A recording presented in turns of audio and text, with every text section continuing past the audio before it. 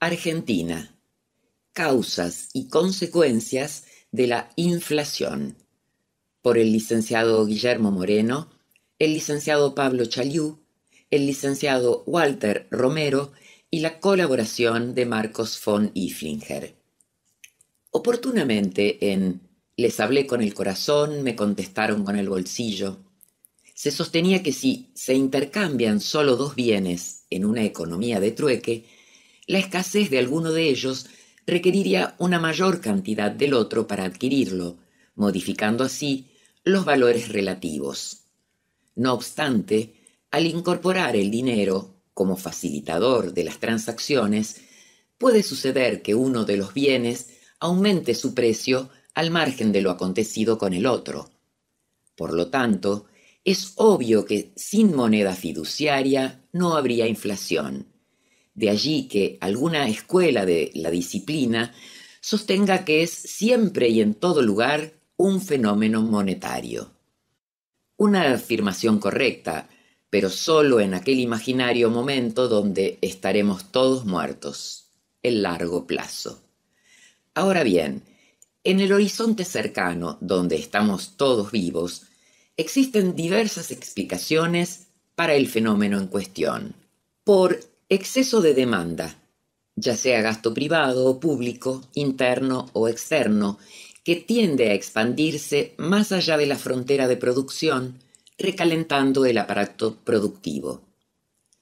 Por incremento de los costos totales por unidad vendida, explicado tanto por los costos variables incurridos, materia prima, mano de obra y energía plus, tipo de cambio, al impactar sobre las amortizaciones o insumos importados, etc., como por el desplazamiento positivo de la proporción de los costos fijos sobre los bienes producidos cuando disminuye la cantidad total de unidades comercializadas.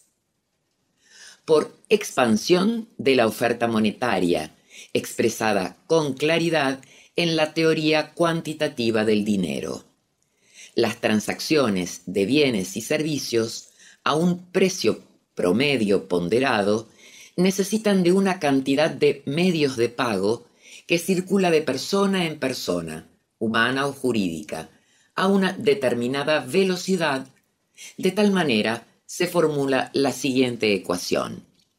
P por T es igual a M por V. Como las transacciones y la velocidad de circulación suelen ser estables en el corto plazo, el incremento de la emisión que actúa sobre M se trasladará al mantenerse la identidad a P.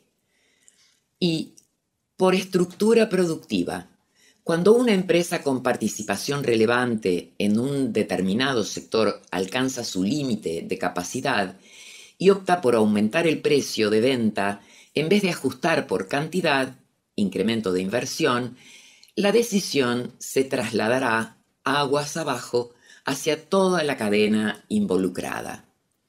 La interacción simultánea o secuencial de las causales supramencionadas dieron por resultado, desde la década del 60 del siglo pasado, una Argentina donde la inflación emerge como el indicador de un sistema en permanente tensión y alejado de su tasa de crecimiento potencial.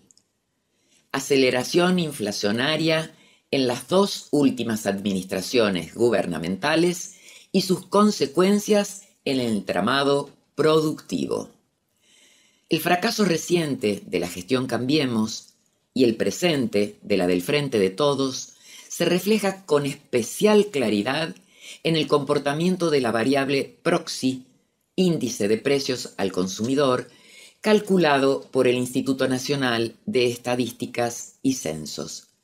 Como se observa en el gráfico, desde el 1 de enero de 2016 al 31 de diciembre de 2019, la variación acumulada fue del 285,3%, y desde el 1 de enero de 2020 al 31 de diciembre de 2022 ya alcanza el 300,1%.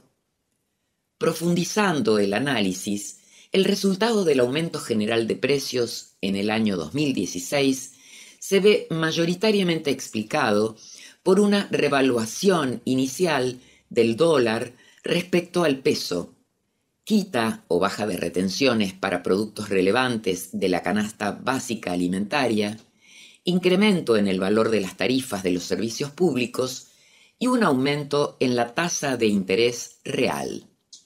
A su vez, en el año subsiguiente, la influencia de segundo orden de los dos últimos puntos mencionados, aumentos de tarifas y tasa de interés real, en los costos totales empresariales, es la principal causa explicativa de la variación del índice de precios al consumidor.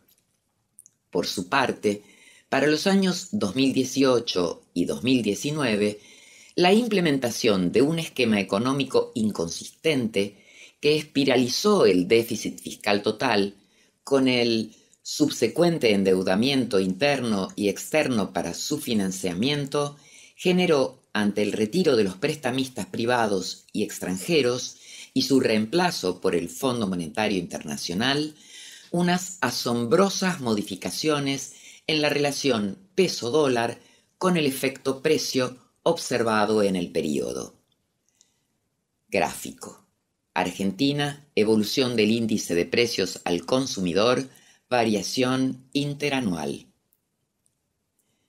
Asimismo, el 2020 se ve signado por la imposición de una estricta cuarentena dictada por el Poder Ejecutivo para paliar la pandemia del COVID-19. El retiro de las fuerzas de trabajo del mercado disminuyó ostensiblemente la oferta de bienes y servicios con un corolario obvio: inflación. Finalmente, al reanudarse un funcionamiento relativamente normal de la vida económica, pero habiéndose agravado la restricción del sector externo, se suceden diversos saltos en la cotización de la divisa estadounidense expresada en moneda nacional en 2021 y 2022.